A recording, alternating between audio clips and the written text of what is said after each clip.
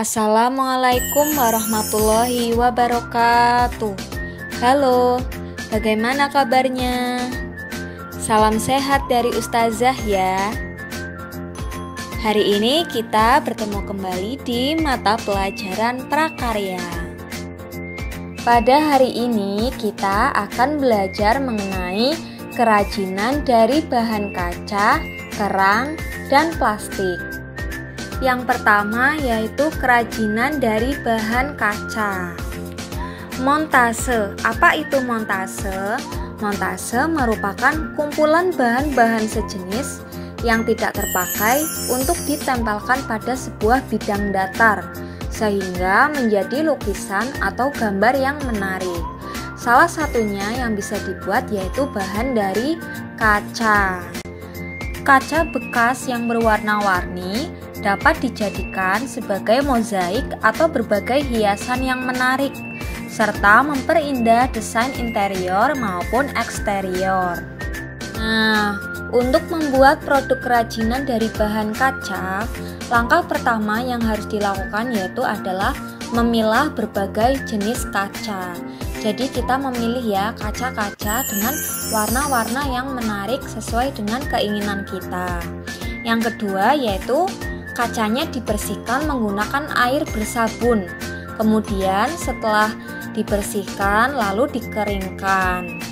Yang terakhir yaitu bahan kaca itu sudah siap untuk diolah menjadi karya montase.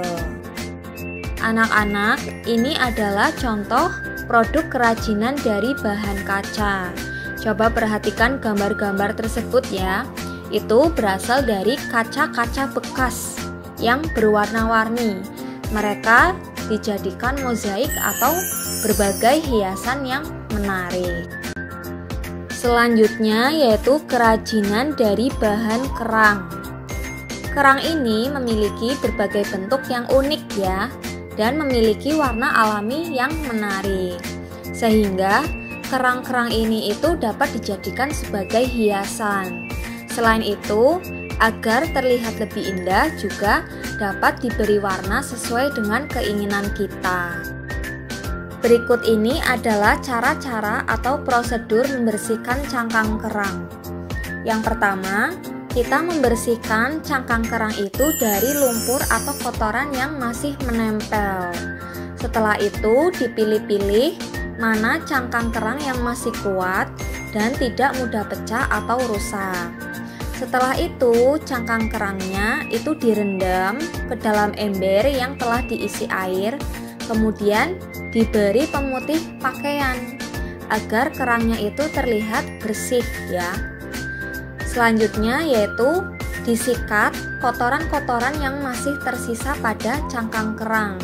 Kemudian dibilas dengan menggunakan air yang lebih bersih. Yang terakhir, cangkang kerangnya itu dijemur di bawah sinar matahari. Nah, untuk membuat kerajinan dari kerang, ada alat dan bahan yang perlu disiapkan. Alat-alatnya yaitu ada lem tembak, pisau, bor kecil, dan kuas. Sedangkan bahan yang dibutuhkan yaitu ada kawat kecil dan ada cat pernis. Ini adalah contoh produk kerajinan dari bahan kerang ya, yaitu ada gantungan kunci. Gantungan kunci ini menggunakan bahan dari kerang sebagai hiasannya. Selain itu, ada juga kerang yang ditempel menjadi ornamen unik seperti pada figura. Kerang juga dapat dijadikan ornamen untuk memperindah bentuk suatu benda.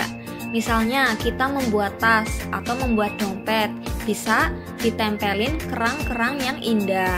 Selain itu, kerang itu juga bisa dibentuk menjadi hewan-hewan yang unik. Misalnya, membuat hewan penyu dari kerang. Yang terakhir yaitu kerajinan dari bahan plastik. Kita sering melihat ya produk-produk kerajinan dari plastik. Ada yang dari plastik kemasan, atau sedotan plastik, atau botol plastik. Dan banyak sekali yang dijadikan sebagai produk-produk kerajinan. Nah, Untuk melakukan pengolahan plastik menjadi kerajinan yaitu ada prosedurnya atau cara-caranya. Yaitu yang pertama, yaitu dimulai dengan pembersihan ya. Dibersihkan plastiknya, kemudian dicuci dengan deterjen agar noda-noda itu menjadi hilang. Setelah itu, plastiknya itu dikeringkan dengan posisi terbalik di bawah sinar matahari sambil dilap hingga kering. Kemudian plastik-plastik itu dikumpulkan berdasarkan kategori ukuran dan tebalnya.